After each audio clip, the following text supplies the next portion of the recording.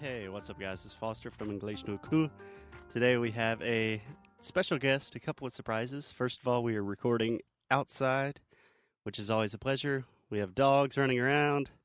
Hey, Josie, please don't eat the cords. Today we are with my brother, Camden. Camden, welcome to the show. Thank you for having me, brother. How are you doing? Doing well. I appreciate you having me on. Yeah, so I'm really excited to have Camden on for a couple of reasons. First, he's my brother. Always good to have family on the show. Secondly, Alexia says that Camden is probably the hardest person, the most difficult person to understand. So we'll see how you do with that. And last but not least, Camden is a lawyer, which a lot of our listeners study law, practice law in Brazil. So maybe we can talk a little bit about that too. Sound good? That sounds good. Cool. So, Camden, I wanted to start with just a couple of funny trivia questions about Brazil. Lay it on me. So, first of all, Camden, all right, lightning round. What is the capital of Brazil? Sao Paulo. Okay, Camden, we'll give you 2 tries. It's not Sao Paulo. It is a large city, You're in the right direction. and it's not Rio. It's not Rio. It's not Sao Paulo. Do you know any other Brazilian cities? Brasilia. There we go. Nice. He got it. Aha. Awesome. Okay, trivia question number 2. We have a plane flying overhead. Do you know approximately how many people are in Brazil? 300 million.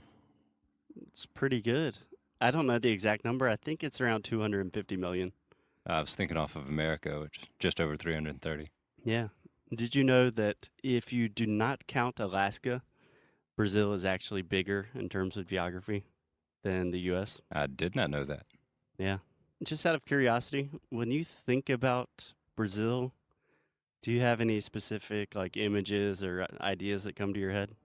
I think of Christ the Redeemer and beaches and beautiful women, seafood, So super stereotypical. no doubt. Yeah. What about when you think about Brazilian food? What do you think about?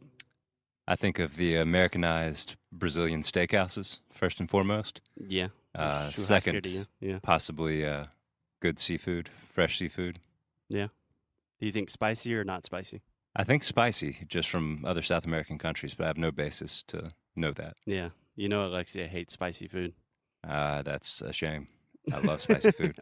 Camden puts hot sauce on everything. Any other thoughts on Brazil? I'd like to come one day. Yeah, you should. Yeah, You always have an open invitation. it's a place that we're fascinated by here in America, especially given the political dynamics in our country. And we hear bits and pieces on world news about Yeah. what's happening in Brazil. And it's easier for us to understand now, I believe, given the political world that we live in here in America. Yeah. Trump made it a lot easier to understand a lot of South American countries. Yeah, it's terrifying. Yeah. Did you watch The Mechanism yet on Netflix? I do not know what that is. It's a really cool show about just political corruption in Brazil. It's good if you want to get up to speed on that kind of thing. I would like that. I took a Latin American history and policy class in college about 12, 15 years ago, and all we learned about was Lula, Lula, Lula, Lula. Yeah. Yeah. Lula is in jail right now. So it's a complicated situation for him.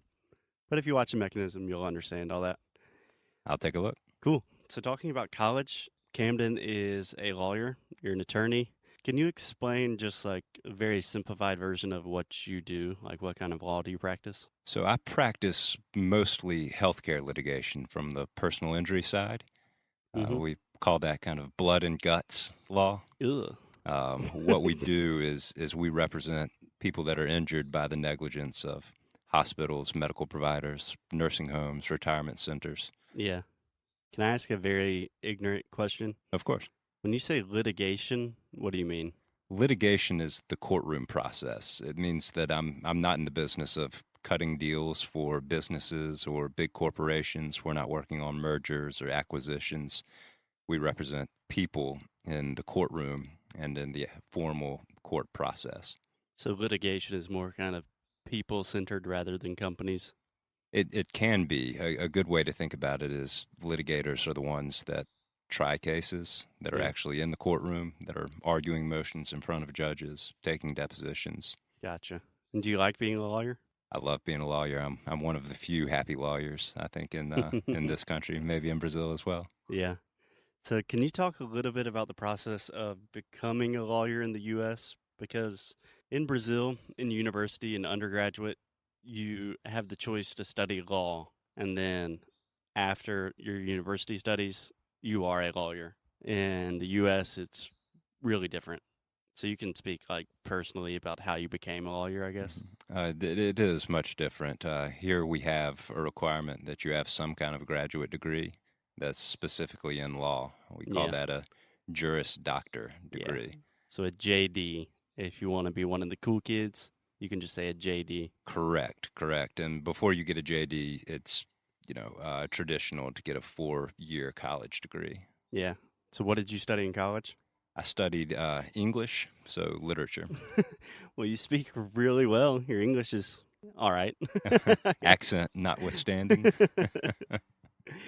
Cool. So you have to do 4 years of university and then 3 years of law school. And then 3 years of law school, and then you also have to take a bar examination. You have to become licensed in each state that you want to practice law. For example, I practice law primarily here in South Carolina. Exclusively in South Exclusively, Carolina. yes. And unless you do get some kind of additional bar certification in further states, I cannot legally practice law across the border in, say, Yeah. North Carolina. So the bar exam is just the entrance exam to officially become a lawyer, right? Correct. And it's 3 days here in South Carolina. Yeah, it's really intense. So you have to take, if you wanted to practice in a different state, essentially they have 50 different bar exams for 50 different states. There are ways around that. You can what's called waive in to certain states, which means that if you pass the bar exam in one state, certain states will have a reciprocal agreement where they will allow you to practice there. There are also certain situations where a lawyer in a different state can vouch for you. For example, I work a couple cases in Georgia and North Carolina with attorneys that are stationed there. Yeah. When you say vouch for you, that means like someone is speaking on your behalf, saying that you can practice in another state. Correct. Yeah, that's a good idiomatic expression. I guess last question, my brother, would be, is there any simple phrase or something that you would like to learn in Portuguese or know how to say? I would love to know how to say the American equivalent of y'all, which is y'all. Yeah. Okay, so Camden and I were both from the South Carolina. So instead of saying you all or you guys, they really don't have an informal way to say this in Brazil, but you would say vocês. Buswitch. So repeat with me. Say vocês. Seis. Yeah, vocês. Voices. Yeah, and if you want to talk like Alexia with a accent from Rio, you would say vocês. Voice swish. Voice seis. Vo. Vo. Seis. Seis. Just like 6 in Spanish. Voice seis. Pretty good. Gracias. Cool. Please don't say gracias on our show. I took 2 years of elementary Spanish. Yeah. So to say thank you in Portuguese, you would say like what they're literally saying is much obliged or obliged. So they say obrigado. Obrigado, listeners. Obrigado. Obrigado. Obrigado, gente. Ciao, ciao. Thanks, Cameron.